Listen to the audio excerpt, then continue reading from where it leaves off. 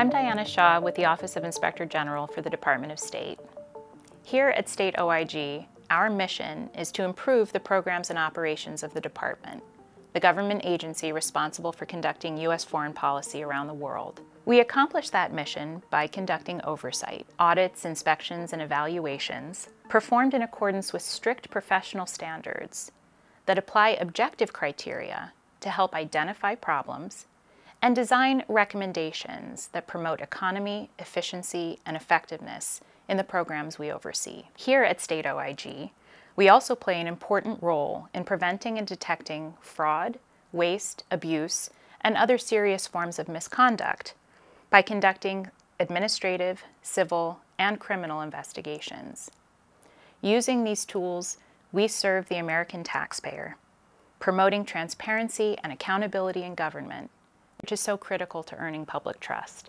Over the past year, the U.S. has committed significant resources to the tune of more than $100 billion in support of Ukraine's effort to defend itself against Russia's war of aggression. That is an enormous amount of assistance, and American taxpayers deserve to know that every dollar of that assistance is reaching its intended beneficiaries and achieving the objectives for which it was given. It is therefore vitally important that the substantial resources being provided are managed effectively and efficiently, that controls are in place to prevent and detect fraud, waste, and abuse, and that there's true accountability for individuals and organizations that would divert those resources through corrupt activities. Given what's at stake, and that so much of the assistance is flowing through the department, we here at State OIG have made oversight of the department's Ukraine response effort our top oversight priority. To that end, members of my team and I traveled to Kyiv in the last week of January of this year, really with four main objectives in mind. First was to get that on-the-ground experience, that perspective that I think will be so important to informing our oversight work.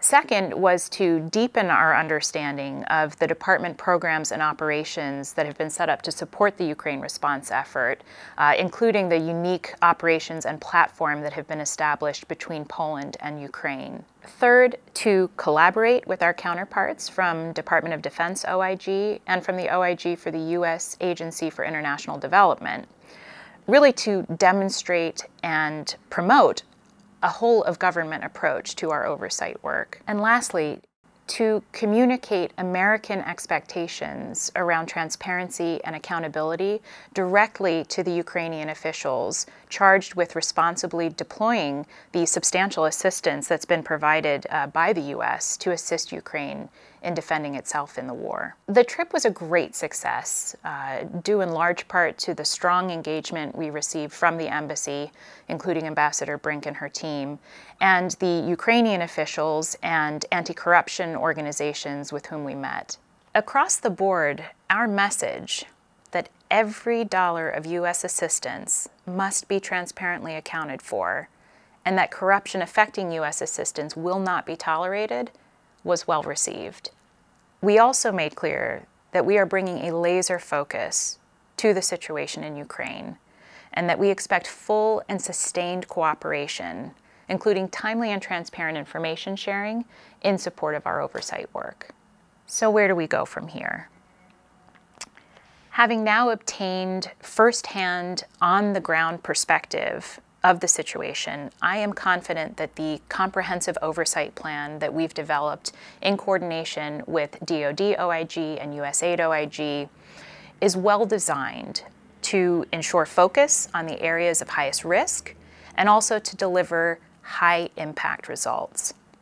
At State OIG, that work includes producing nearly 24 audit, inspection, and evaluation reports, looking at three main areas of focus: security assistance and coordination, non-security assistance and coordination, so things like economic and humanitarian assistance, and department management and operations, so the safety and security of U.S. personnel and property, administration of U.S. government programs, and management of grants, contracts, and foreign assistance. Through this body of work, more details of which can be found on our website at stateoig.gov, where we have a dedicated Ukraine oversight page, we aim to provide our stakeholders, including Congress and the American taxpayer, with an objective account of where the assistance is going, how it's being used, and whether it's effective. Is it meeting stated goals? And where we find a problem,